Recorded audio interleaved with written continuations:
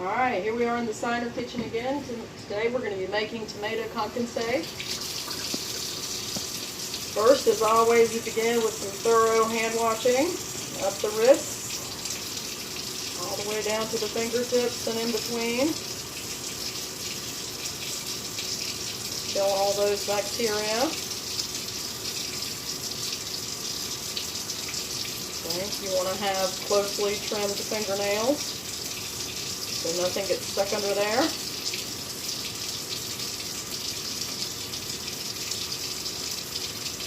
Alright. And I usually like to sing the ABC song twice to make sure that I have washed my hands long enough to kill everything. Alright, that's good. Okay, while we're here at the sink, I'm going to go ahead and rinse our tomato.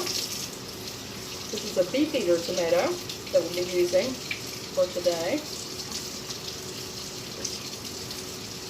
Rub it thoroughly. Make sure that we get any pesticides or anything else that might have been used when harvesting the tomato. I'm going to turn that off. Get a clean rag and dry our tomato and our hands.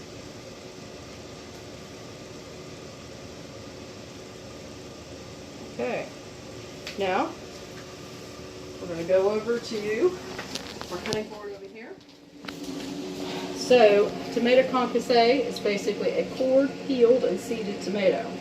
Our mise en plie would include a paring knife, a cutting board, something to dip it in and out of the boiling water, bowl of ice water, then a chef's knife, which I have over there at the other cutting board, and I like to have a compost bin nearby to put all of the scraps in. So the first thing we're going to do is use our paring knife to core the tomato. Now this is a beef eater tomato. It has kind of a deep core, so I'm going further down. Depending upon what type of tomato you're using, you may not need to go as far. So it should come right out. Yep. And you can see we got all of it. That's pretty good in there. Just trim it up just a little bit. Make sure. There we go. Alright. Now we also want to score the bottom of the tomato with a small X. You're just barely piercing the skin. This is to help the skin cook. Okay, next we're going to lower it into our pot of boiling water. Okay, it'll stay in the boiling water from anywhere from 30 seconds to a minute. Now the purpose of the boiling water is to cook the skin so that we can easily peel it off. We are not trying to cook the tomato, so we will pull it out as soon as we see that the skin is starting to peel away. So we'll check it here in a second. Let's check it. Let's see. Well, that skin is still holding on, so let's stick it back in there.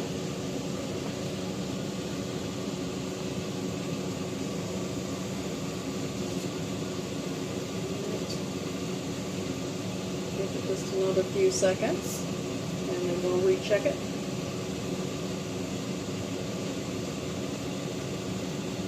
Let's check again. Careful not to burn yourself. Still looks like the skin is holding on pretty good.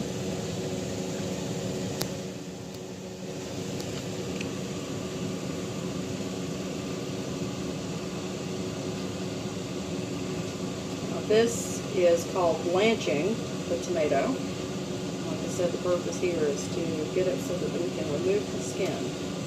Alright, looks like the skin is beginning to peel away. You can see it right there at the top. Alright, we're going to pull our tomato out. We're going to dunk it in ice water. Ice water prevents the interior of the tomato from cooking any further, because again, we're just trying to cook the skin. We are not trying to cook the entire tomato. We're going to take this over to our other chopping board. Open our compost pot. Pull out our tomato. Should be cool to the touch. can't remove the skin. Ah, see, it peels right off. There we go. Sometimes you may need to use a paring knife to help peel the skin off, but in this case it's coming off pretty easily, so I think that we don't need to use the knife. There's another piece here.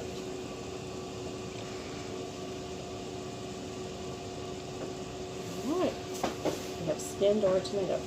Okay, now we want to chop our tomato. Well, actually, we want to chop it in half and then in quarters.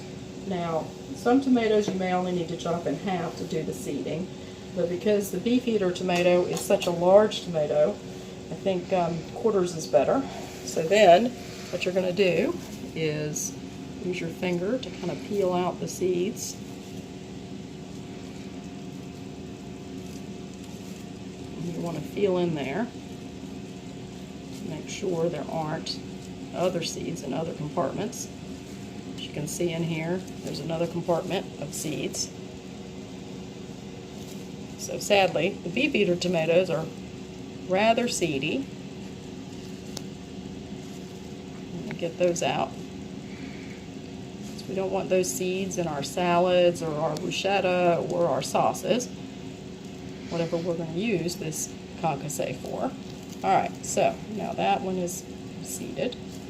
Now I'm just going to show you on this one how to chop it. And of course you would repeat the process with the other three. So using your knife, 3 fingers down, holding it with the knuckle, and thumb, curling your fingers under, and it should chop fairly easily. You're going to make it pretty big chunks because you're not making a puree, you're making chunks of tomato, sorry. So that's your concassé. Thank you, and please join us again next time.